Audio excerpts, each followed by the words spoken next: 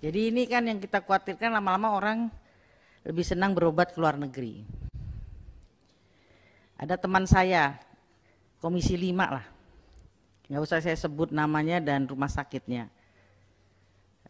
Teman saya ini punya sopir, tiba-tiba tangannya kayak lemes, tadinya dia flu, disuntik, toto lemes, bawa ke rumah sakit itu disuruh dirawat 10 hari, nggak ketemu penyakitnya.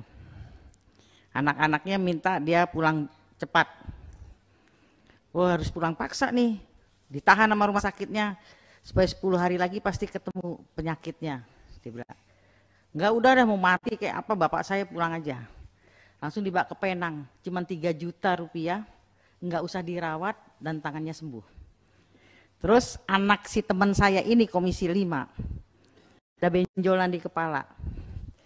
Di rumah sakit swasta terkenal juga di Jakarta ini, harus dibuka kepalanya. Karena jatuh, dianggap ada perdarahan di dalam.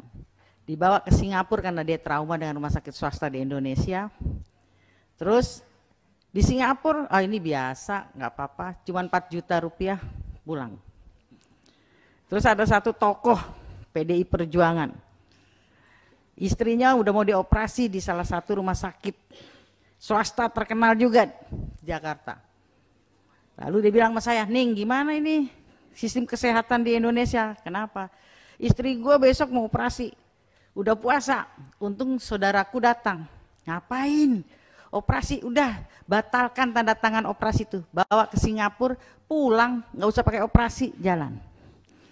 Belum lama ini kemarin kakak ipar saya di rumah sakit terkenal di sini habis 738 juta, hampir 1 miliar. Saya jual Defender saya. Karena kakak saya pendeta, nggak ada pekerjaan, melayani Tuhan aja. Jadi saya jual sampai 736 juta, tidak ketemu diagnosanya. Setiap 8 dokter yang mengkonsultasikan, semua. Akhirnya udah gitu, saya bilang kakak saya, udah dengan iman kita bawa pulang aja.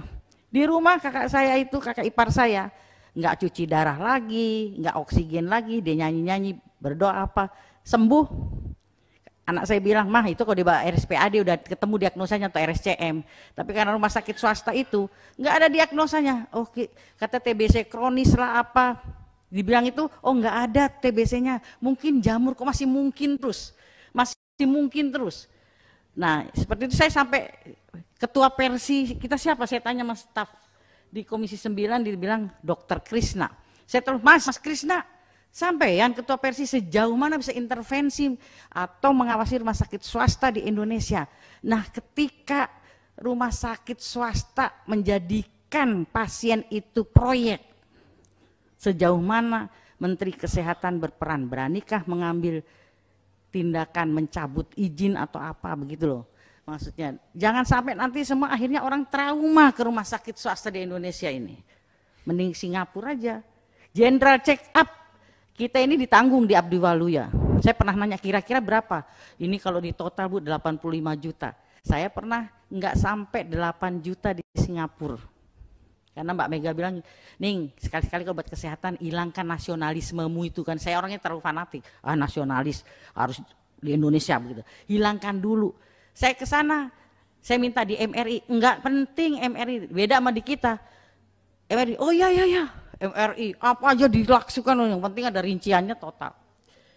Jadi yang nggak perlu dilakukan itu juga yang akhirnya mungkin jadi alat-alat itu asal terpakai. Nah inilah kapitalisme yang terjadi di bidang kesehatan.